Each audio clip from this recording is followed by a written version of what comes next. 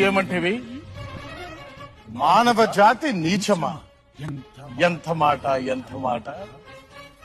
వైతరిని వరకు వెంటాడి వేధించి ముప్పు తిప్పలు పెట్టి మీ ధర్మసూత్రములను మంటగలిపి పతి ప్రాణములు దక్కించుకున్న నారీమణి సావిత్రిదే జాతి మానవ జాతి.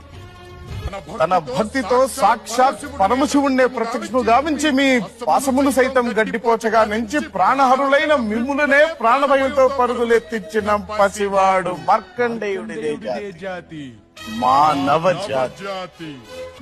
నీచమన్న మా జాతి మూలమున ఏనాడో అప్రతిష్ట మూట కట్టుకున్న మీరు నేడు జాతి అని మమ్ము అవహేళన చేయుటయ్యా. ఎంత వివేకం, ఎంత జ్ఞానం, ఎంత కుసంస్కారము. నేటి నుంచి దేవుడు అధికుడు నరుడు అధముడు అన్న కించ భావాన్ని కూకటి వేళ్లతో సైతం ప్రకటించి వేసద.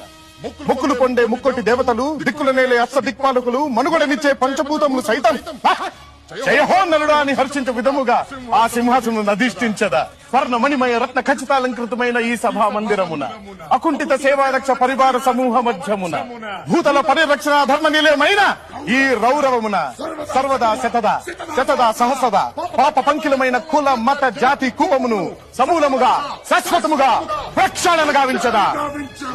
ఎన్ని డౌట్స్?